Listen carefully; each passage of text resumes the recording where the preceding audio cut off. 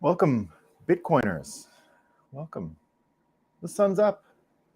Shortest day of the year, they say. Least amount of sun possible, but it's up. Bitcoin running, no problem. No problems at all.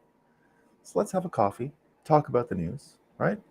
And I will ask you to like and subscribe. I noticed there are some people watching this that aren't subscribers, so go ahead, subscribe. Feels good. It helps me, which is wonderful. Let's have our coffee, talk about the news. The sun is indeed always shining. We're going to talk about the sun today. I don't know if you knew these simulation facts, but there's some simulation stuff moving around the world today, and we're going to get to it. But first, we've got to underline a new attack vector in fiat culture. Now, we've seen all of the stuff with word policing and what words are appropriate, but we haven't seen it really in the pure fiat dictate. Remember, fiat means we dictate to you by order and by decree, and you shall listen. And Stanford University yesterday decided it was time to use some fiat authority in our language. And what did they suggest? They came up with a guide to acceptable words, right? A guide to acceptable words. This is yesterday in 2022, despite all that's going on in the world. And remember, we're going to talk a little bit more about SBF, a former graduate of Stanford, a little bit later, but not too much, right? He's getting a little bit boring. But what are the words that Stanford told us we can't use? So American is out, right? It's you can't use that. Don't call yourself an American. And this is all published in the Wall Street Journal, by the way. So the Wall Street Journal published Stanford University's Guide to Language, right? Good morning, Daniel. Good morning, P-Man Van. Bitcoin Graffiti, 4 billion years straight. That's what it is. The sun is always shining. Guten Morgen. Yeah, guten Morgen. So you can't use American. Karen is out, right? The term Karen, which you can use for white women, I guess. But they tell you how to use it, what to say instead as well. They don't just tell you what not to say. They tell you what to say instead. So their advice here is instead of Karen, which is used to ridicule or demean a certain group of people, instead you should use demanding and entitled white women, right? Demanding and entitled white women is what you should say instead of Karen. So Karen is out, American is out. What else is out? The list is pretty amazing, right? So guru, no good, right? Unacceptable. Guru, finished. Can't use guru according to Senate. Pundit, right? Pundit out. Freshman out. War room out. Immigrant out. Blind study out. I mean, blinds, I guess they were getting confused, Stanford. You're not studying blind people. It's a blind study. So no good. So they're out there trying to remind us all what we can and can't play, or can and can't do. But playing, right? So, fiat dictates of language. I wonder what they have in store for this new organism that was created. Did you hear about this news? That we cultivated brain cells, right? This is from the BBC. We cultivated brain cells, and the brain cells learned how to play Pong. Did you hear about this? Right. So the headline is lab-grown brain cells play video game Pong. Now, right away, they created this ethical board around it. What do we do when we create consciousness, and how's this going to play? What I don't think they realize is they actually did. They did create consciousness. What do you mean they created consciousness? Well, what is consciousness, right? Consciousness, as far as I can tell, is you take account of the situation you're in and you make a prediction about the future, an action you take or something that's going to happen. It could just be, I'm going to pick this up, and therefore when I pick it up, I'll feel it, and it will, I'll have a cup of coffee, right? That's consciousness. When the rubber meets the road, basically. So when you make a prediction and then it happens, that connection right there is consciousness. So that a bunch of brain cells actually learned how to understand consequences, because that's what playing a Pong game is, right? If I do this, I can get a point. If I don't do that, I will lose the point. It understood that. So the cat's out of the bag here. I think they created consciousness. That's the story they're missing here, right? If you can teach a bunch of lab-grown cells how to play Pong, they're alive. One of the most interesting statements I've ever heard about AI and people and what's going on is that the moment AI realizes it's alive, we'll realize we're not.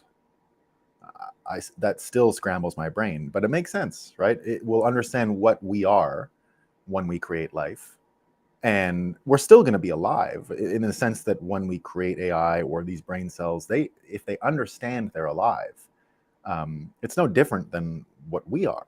And we've even seen this now, this idea of memory, right? We can degrade memories in a human brain, but it turns out there is no location in the brain where memories are held. It's just the brain.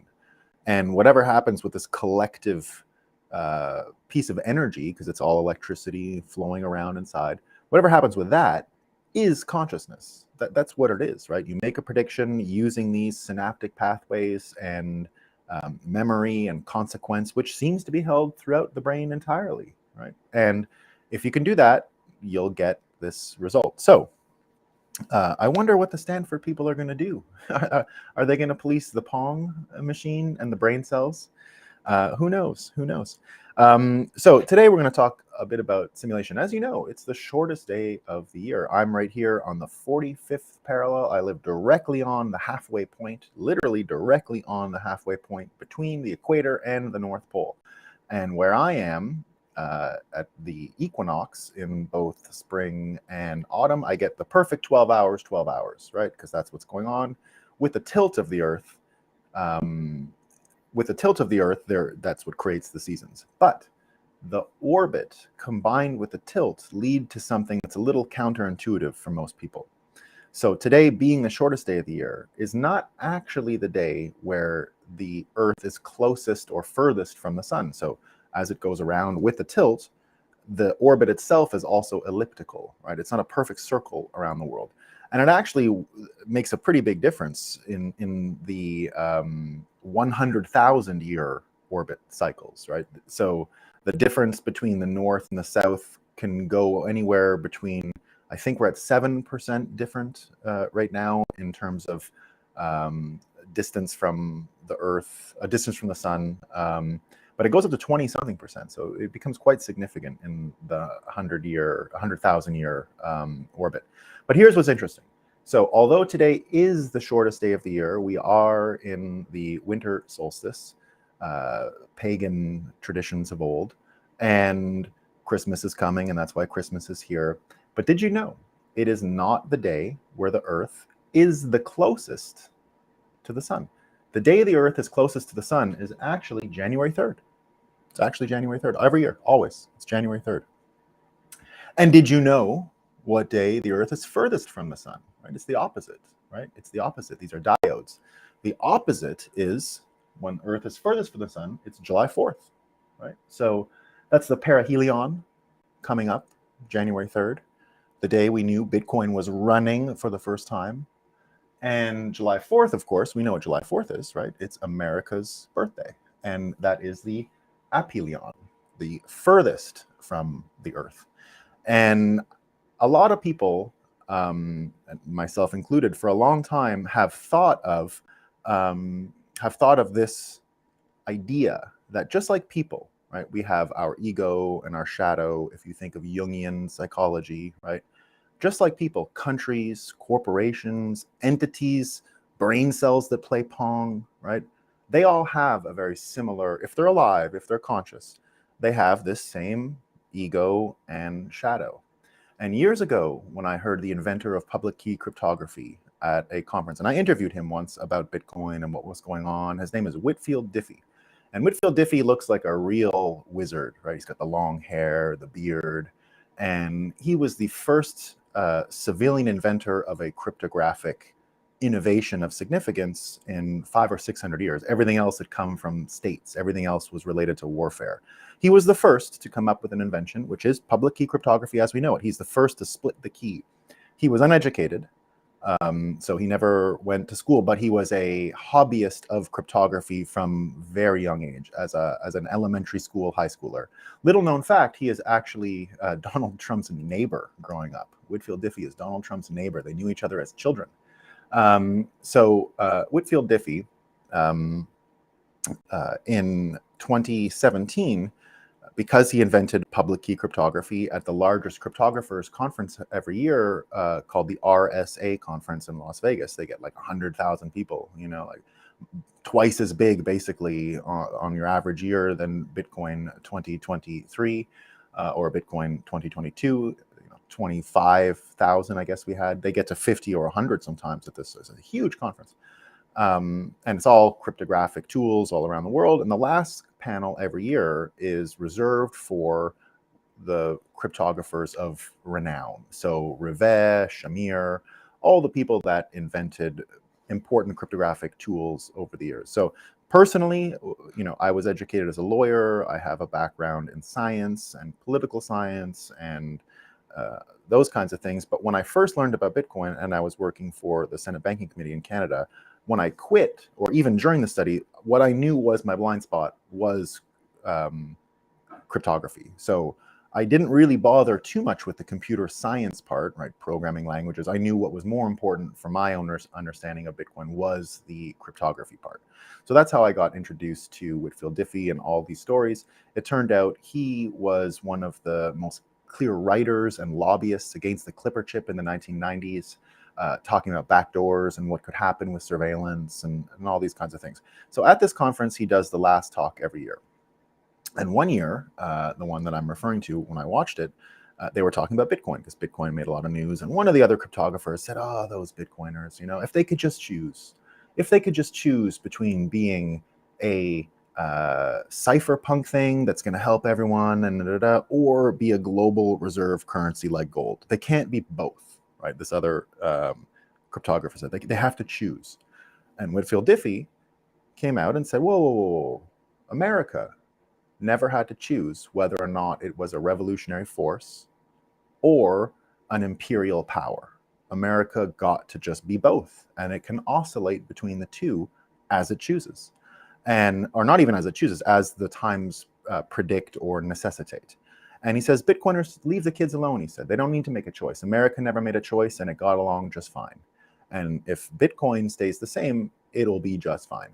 And it really made me think along the terms of these Jungian principles. So I continue to see Bitcoin and America connected and fused as a mirror of itself.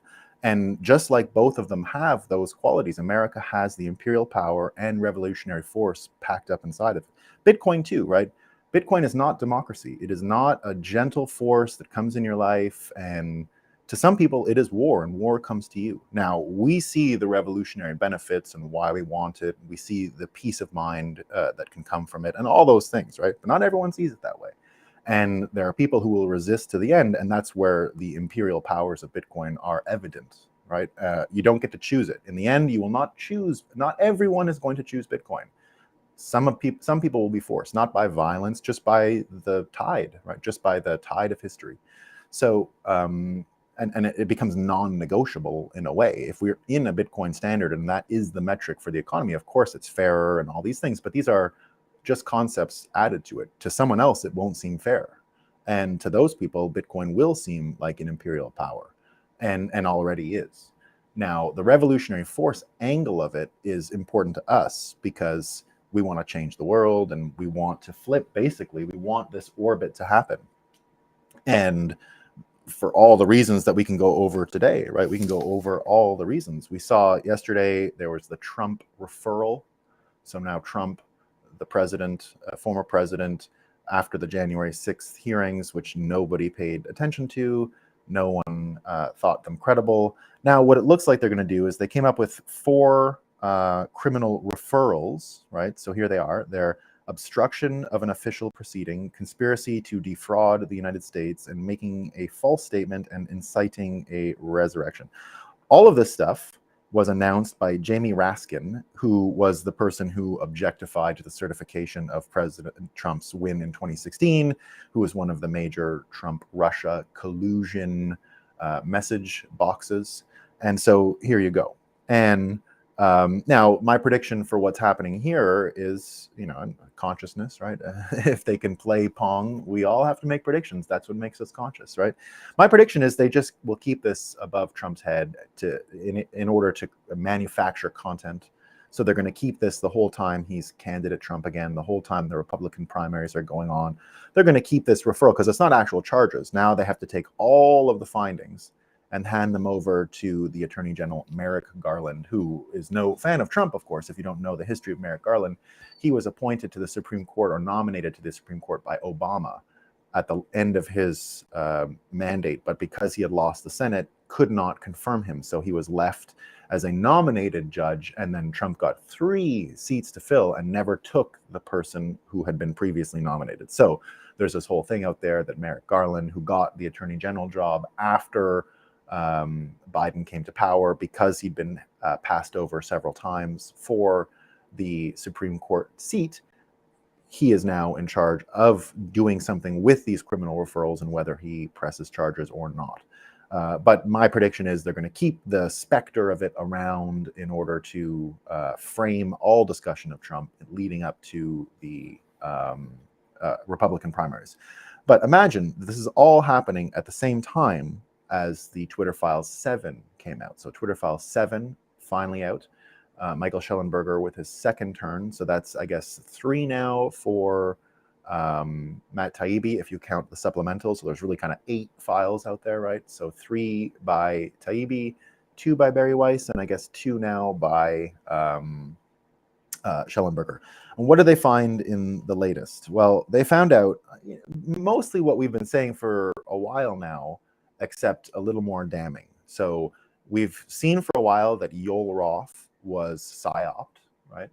I after seeing Twitter File 7, now believe that Yoel Roth indeed was psyoped. As we've said on this show, Yoel Roth, of course, ahead of the truth and whatever thing that was going on before. And now Yoel Roth even tried to push back in the latest files. He even tried to say, whoa. This stuff looks a little fishy. If this was Congress, I could give you all that info, but it's not really that, so I don't know. And it sort of he got led from there, right? So he tried to resist, but these are folks that one would normally trust. Now, it turns out what we found out from Twitter File 7 is they knew it was that the Hunter Biden file was real way before they ever put out the information that it was fake. And it turns out they knew it had already been copied, because the way it had been, the possession of the laptop had happened is Hunter had left it there for over a year. So it became lost treasure. So the person who copied it was able to do it within, and that's the desk where they left it. That person was able to do it legally and make a copy. So it was already known that there was a copy out there. And the only tactic was they couldn't suppress it. They couldn't do anything like that. They had to use a disinformation campaign in order to underline that this thing was fake. Now, the most amazing part of this, right? Imagine this. So we know through all of this stuff that the Hunter Biden file was real. They knew it was real. They used a disinformation campaign, which is now clear in every bit of messaging that was subpoenaed that this is what happened. It looks like they even paid, right? The FBI paid Twitter employees a type of bounty for enacting the suggestions that the FBI was pushing forward. And again, this is Jim Baker. Again, this is the Jim Baker fella who was the person who signed the FISA warrants in the first place to create the Mueller investigation against Trump.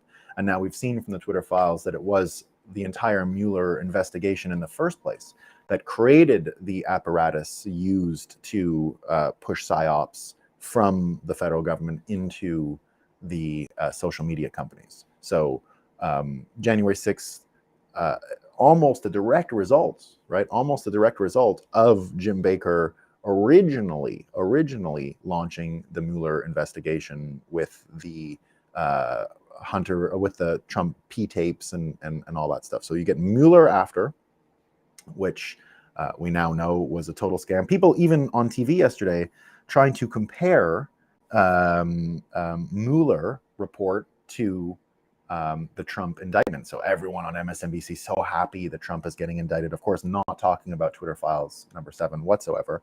And Glenn Greenwald points it out, the January 6th committee findings are an echo of the Mueller report, fitting bookends for the Trump presidency, an MSNBC resistance prosecutor says, is what he says. Not entirely wrong when they look at what the Mueller report said. So what does the Mueller report actually say? The investigation did not establish that members of the Trump campaign conspired or coordinated with the Russian government in its election interference activities. So remember, the Mueller report said it never happened, and now MSNBC memory hold that it didn't happen, suggesting that this is, what is not even an evidence is the same thing.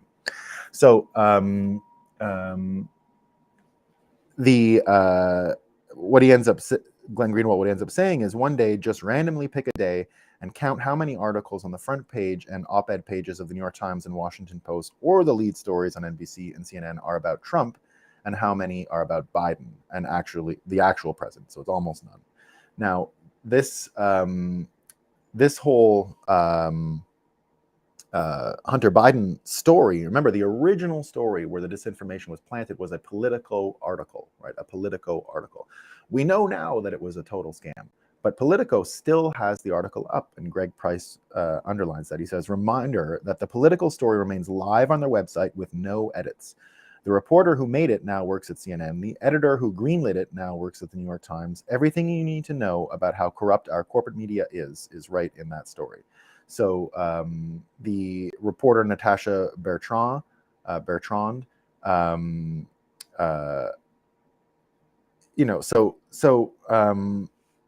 basically this has been out, we've known forever, right? Yesterday, with the January 6th findings and the understanding now, without any doubt, after 7 Twitter files, we now have a clear picture that the FBI understood that they were lying, actively lied before an election campaign.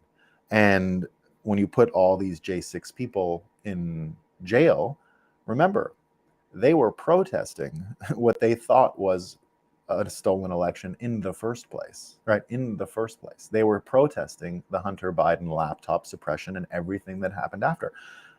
Machine votes or whatever, right? You don't even need that. They did not trust the result. They found it incredulous.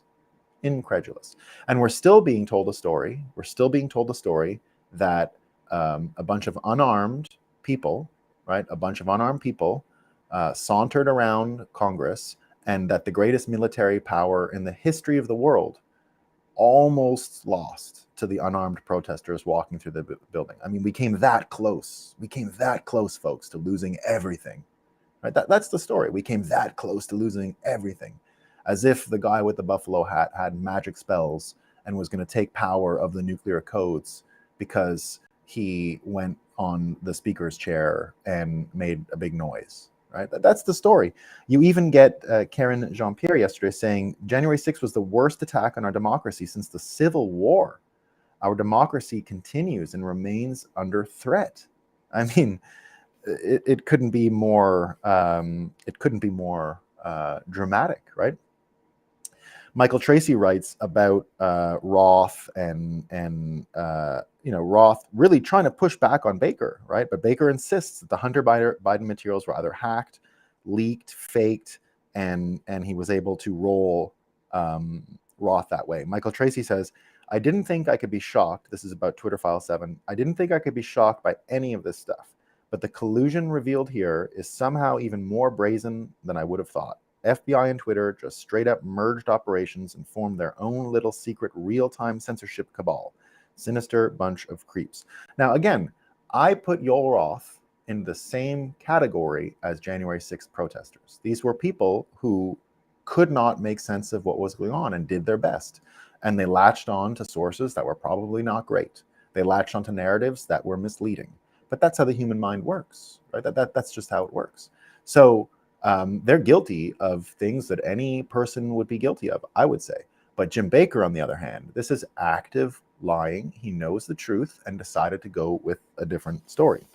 And there's a way to put both of these together, right? Hodge twins do it. Let me get this straight. The feds partnered with and paid big tech. They paid them $3 million to silence free speech and rig the 2020 election for their corrupt guy. Number two, the people who protested the rigged election are still being investigated and having their homes raided by the feds that rigged it. And three, now the feds' corrupt politician friends are trying to criminally charge the guy who had the election stolen from him so he can't run for office again. This is straight up treason at the highest level, right? That's what the Hodge twins wrote on Twitter yesterday. And it goes back to the old, we know they are lying. They know they're lying. They know that we know they are lying. We know, they know we are, you get it, the old quote. Now, what does the simulation say about all this, right? What does the simulation say? So the simulation has given us two connected scenarios, right? We've got Jim Baker, who runs all the way from the FISA warrants and the spying straight to the misinformation in Twitter. It's the same guy who also happens to have the same name as George Bush Sr.'s former chief of staff, secretary of the Treasury in the 80s, secretary of state under, I think Bush won as well, secretary of the Treasury under Reagan, secretary of state under Bush, and then chief of staff under Bush. And so the same James Baker, right? This is a different one now, but there's I guess two James Bakers involved there. Just a small sign simulation is offering. Let's go further, right? So now we saw at the Christmas party at the White House the other day, who all kinds of people go to the Christmas party, right? All kinds of people. I bet you there's YouTubers. We saw they had those trans people recently, the TikTokers. They all went in there, right? They bring all kinds of people, right? They bring all kinds of people. Well, who was there last night? Tiffany Fong. Who's Tiffany Fong? She was the first interview SBF gave one after the trouble, right? Before he did the mainstream tour, he went to Tiffany Fong, who none of us had ever heard of. She lost some money on Celsius. That's where I heard of her first, 6 months ago. That's when she started her YouTube channel. So she was at the White House last night, right? Doing the thing, doing the party, doing the Christmas party. And what it reminds me of is, don't forget, SBF hired Ghislaine Maxwell's lawyer, and his girlfriend, Carolyn, hired Clinton's lawyers. So now you're going to get a Clinton versus Epstein lawyer battle around all this stuff, right? All the stuff. And I'm here for that, because what are they going to find? Well, here's the simulation letting us know again. Did you know that in England right now, there is a woman who says she has tapes of the victims and the perpetrators from Epstein Island? Do you know what her name is? Ransom. Her name is Ransom. Of all the names, her name is Ransom. So Ransom has the files, right? That's what she says. She's going to release them. So we've got lawyers who normally would be on the same team, now on opposite teams. And you've got this Ransom video around. We'll see what that means. You've got and now this is where it's important for Bitcoiners, right? This is where things become really important for Bitcoiners. So yesterday, Kari Lake in Arizona, so talking all about elections, and now we're going to find out more about the Epstein thing and the lawyers from the participants in the election corruption story are also reappearing in other places. One of them is the Arizona election case. So the judge yesterday heard Kari Lake's opening arguments or whatever. The case hasn't started. I guess it was just the what are they actually going to go with here? What are they going to investigate, and what things can be dismissed? So I think she came with like 10 things, and the judge dismissed a bunch of them, but kept them really the strongest and most relevant ones. And this changes everything. So Kari Lake, who's carrying water on the most important question in the land right now, right? What's going on with our elections? And the thing she got through are two things, 2 of the 10. They're the most important. The first is that the count alleges that the machines, the printers, the ballot-on-demand printers that malfunction on election day were not certified and had vulnerabilities that render them susceptible to hacking. and they allege that the printers malfunctioned because of an internal action. And what they already managed to find, if you didn't see this coming and what you're going to see soon, is that they got a person who understands these machines, and the failure rate was above 25%. And the person says there's no way that can be done unless it was done deliberately, right? So they're going to bring an actual expert on these machines to the case this time, and they're going to say, no way this happens deliberately, because I guess the logic is the ballot harvesting can be done before, and that doesn't use the machines. But if Republicans tend to vote on voting day predominantly, all you have to do is put some friction on voting day, and you'll be able to manipulate the actual count. So now it looks like the machines themselves are going to get looked at, right, which is really important. And then the next one that's going to be looked at is the what do you call it? The chain of custody. So chain of custody and the ability to tamper with the machines. Now, isn't it funny? Isn't it funny that the actual architecture questions, the actual questions about the election that we're going to learn more about, are 100% related to Bitcoin's architecture? I mean, that's what it is. We understand the vulnerability of centralized control of nodes. We understand the vulnerability of chain of custody. I mean, it's written in our language. The whole Arizona case is written for Bitcoiners to understand what's actually happening in the world. You couldn't have written a better scenario, that the actual computer science networking questions are what are going to be discovered in the Arizona case. So now we have 25% is a big number. Yeah. So what we're going to have is Bitcoiners more sure than ever. I mean, how many people still had some credibility? They're American patriots. They believed in, right, the revolutionary force America. They believed in this revolutionary force America. They were patriots. They loved their country, right? They loved it. And what we've seen with the SBF case, right? And I'm counting even Democrats, right? I'm counting Democrat patriots. What they're going to see with the FTX case, and I'm not saying all Democrats, right? Some people are, we can't save everyone here, guys. I wish we could, but the clock is ticking, and we got to just save as many people as we can, right? Saving everyone is a 2015 idea. I wish it was still in the cards, but I think UBI is coming for some folks. But luckily not those who understand who lies to them and what's going on in the world actually. So Bitcoiners are going to now have the best point of view of anyone in the world about American corruption.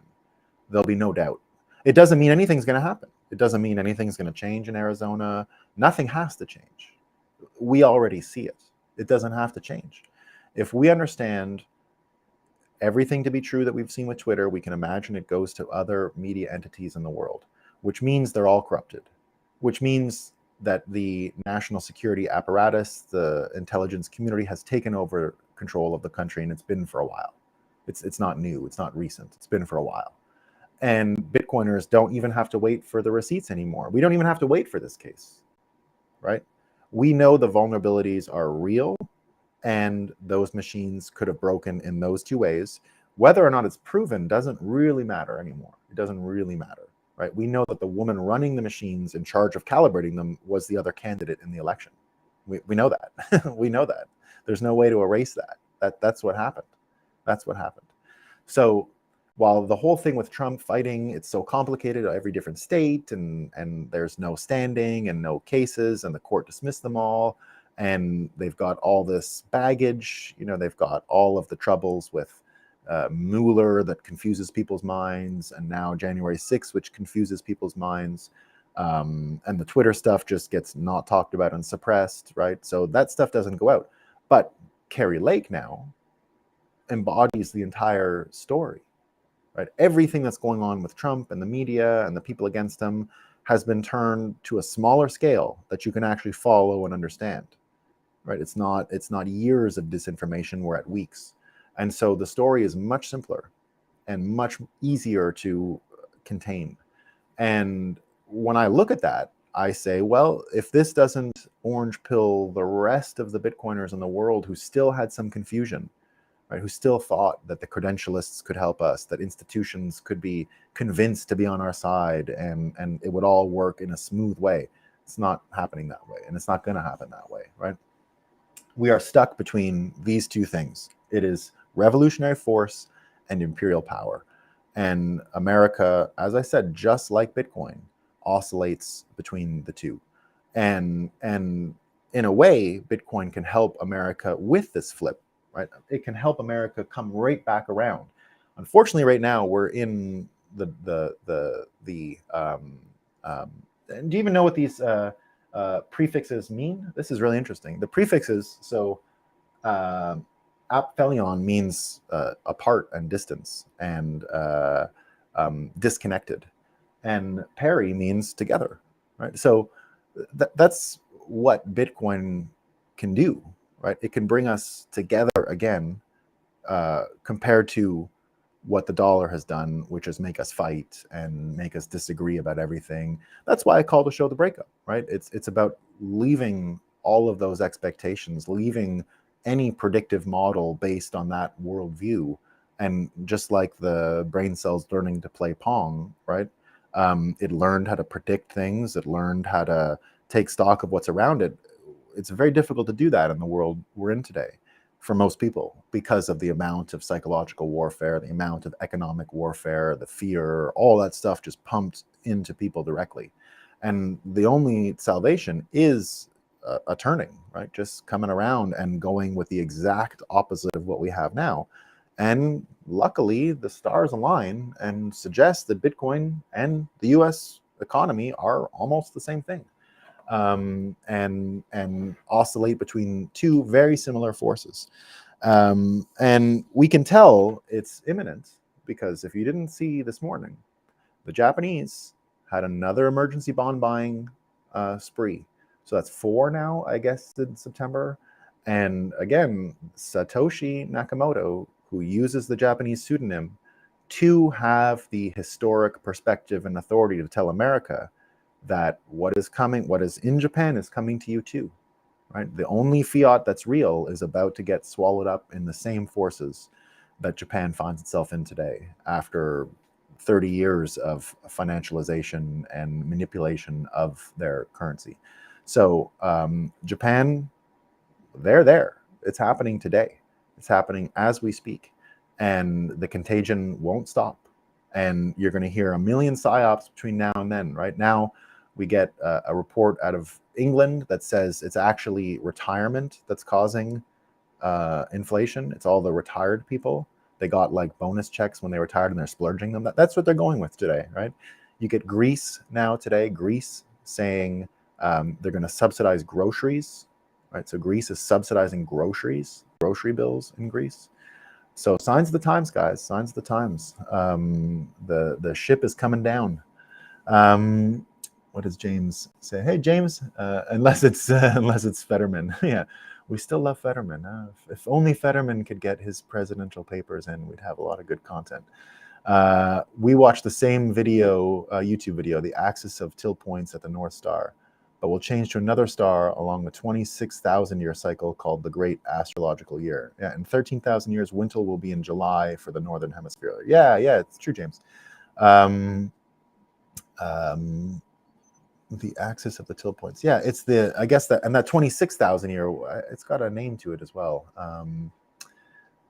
Those elliptical, those cycles. Yeah. All right, team, I got a bit of a short episode today. I got to hit the road off to Toronto. You will see me from Toronto tomorrow. We should be good. 230% debt to GDP ratio in Japan. The pre-session, yeah, the precession, exactly, Daniel. Yeah, it's the precession. It's the wobble. That was in ancient. That's what they mention in ancient Apocalypse and all those shows. It's the precession. Yeah. It's the little wobble in the 26,000 years.